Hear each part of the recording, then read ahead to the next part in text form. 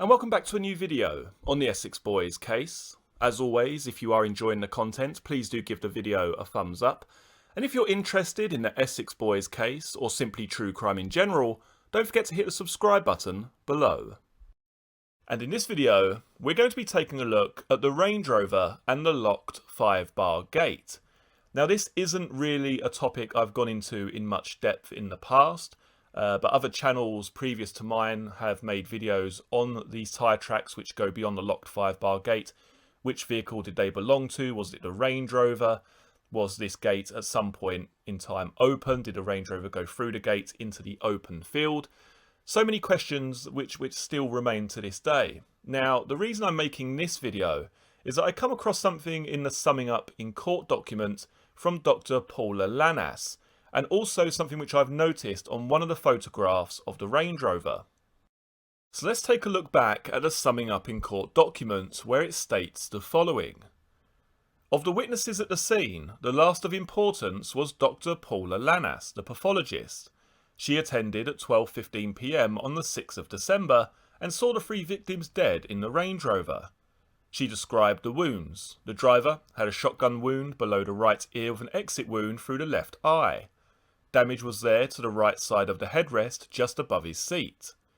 The front passenger was nearly upright and had shotgun wounds both over the right side of his face, and there was blood splattered inside the vehicle and the windscreen, mainly on the passenger side. The rear passenger was leaning to his left and his head resting on the lower edge of the near side rear passenger window, which was shattered. 3 blue shotgun shells lay near a tyre track in the snow alongside the driver's door, and 2 blue shells lay in the snow behind the rear near side of the car. Deep, mud-filled tyre tracks passed out of the gate about 20 metres beyond it, and small puddles of slightly muddied water with red staining filled the tyre tracks. Now, the point which is worth remembering here, the point I need you to listen to in particular, is the following. Deep, mud-filled tyre tracks passed out of the gate about 20 metres beyond it. Now, I'm sure many of you will have heard that phrase many times from the summing up in court documents, from other people's videos regarding the locked 5-bar gate. Deep, mud-filled tyre tracks passed out of the gate about 20 metres beyond it. Now, I've never really given any sort of credibility or ever really looked much more into it other than reading that statement. But it's only when you just scroll a little bit further down. Now, we're going to skip a little part here of what is being spoken about, but then it comes back to the tyre tracks again, and bearing in mind this is still the summing up in court document, and it states the following. She was asked about the deep mud-filled tyre tracks, and she said they were the same for 20 yards. It was almost as if the vehicle had gone in past the gate and reversed out, which you will understand, of course, that really she was there for her medical opinion rather than her observation of the scene. Now again, this isn't really giving us much information. It's not really telling us exactly what she is witnessing there. She's talking about the tyre tracks are the same, the direction of travel appeared to be the same past the locked 5-bar gate. It's sort of kind of a little bit sort of ambiguous. You can't really tell exactly what she is saying there. It's only when you look at the following photograph that it seems to make a lot more sense, at least in my mind anyway. Now, this is a zoomed in photograph from the side of the Range Rover, and behind the front tyre there, behind the front driver's tyre, you can see the tread pattern which has been created by that Range Rover tyre. Look in front now of that vehicle. You will be able to see the exact same tyre track which extends beyond the stationary Range Rover. It's also worth bearing in mind, it's actually paramount to remember, that we're looking at a lane here which is going downhill. That Range Rover is actually parked on a slight downward gradient. So there's not really any possibility of them being shot and the Range Rover sort of rolling backwards, because as I say, it's on a downward slope. And the reason that we can tell that, obviously it's mentioned in the summing up in court somewhere else in that document, but also the fact that the blood which has come out of the Range Rover has leaked down into those puddles and gone down towards the locked 5-bar gate. Obviously, gravity has taken it downwards towards that locked 5-bar gate. Now, if we rewind things just a little bit and we take a look back at Darren Nichols' version of events and also the version of events as put forward by the prosecution in court, it was said that the Range Rover entered the start of the lane from the main road.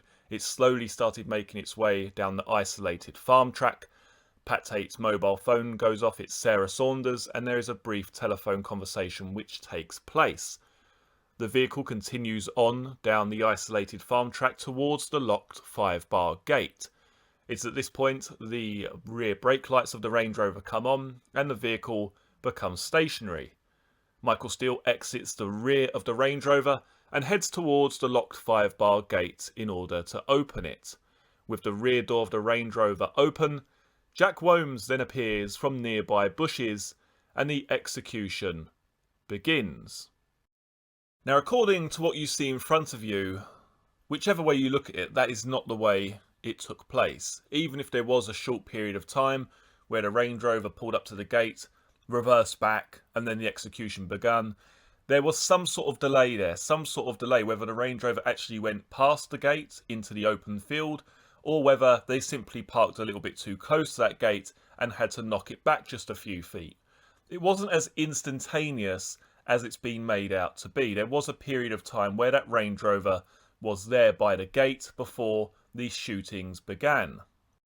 Now, when I'm looking at these photographs, the thing that's going through my mind, what's going on in my head is Dr. Paula Lanas looking at the same thing that we are seeing in front of us when she is at the crime scene? I.e., has she seen the tyre tracks, which are the same, going down the lane, heading up to where the Range Rover is, and is she seeing those same tyre tracks, which you can clearly see in the photograph in front of you, extending beyond the locked 5-bar gate?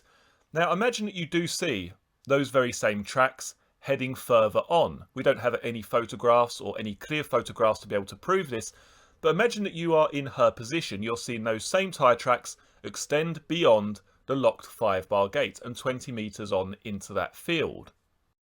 Now, when we take a look back at what she was saying in the summing up in court document there, she states the following.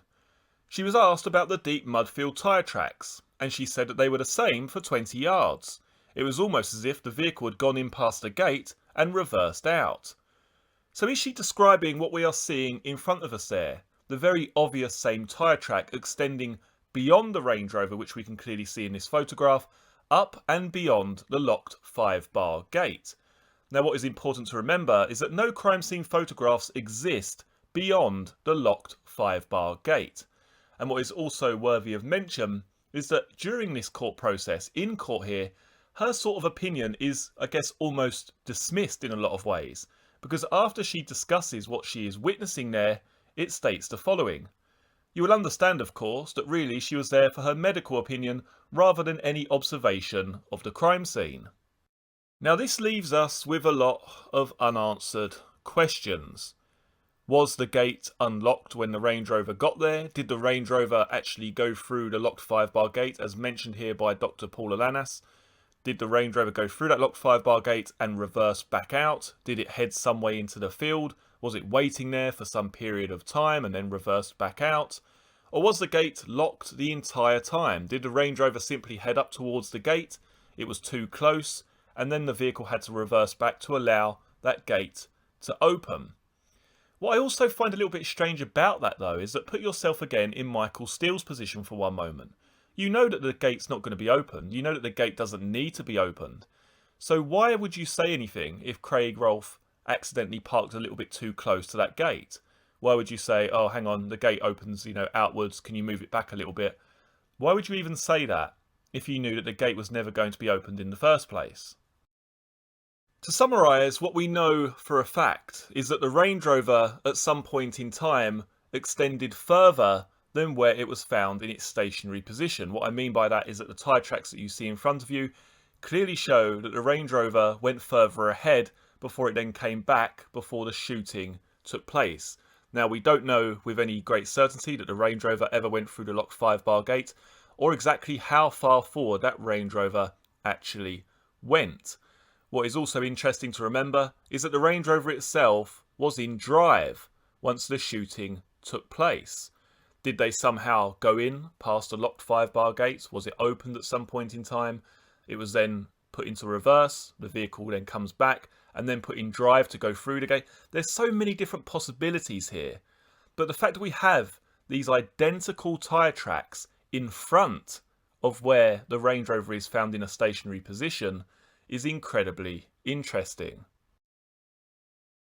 Many thanks for joining me for this video. Very shortly you'll be able to see some other videos from the channel, including the Essex Boys playlist, which has all of the videos concerning this case in one convenient folder.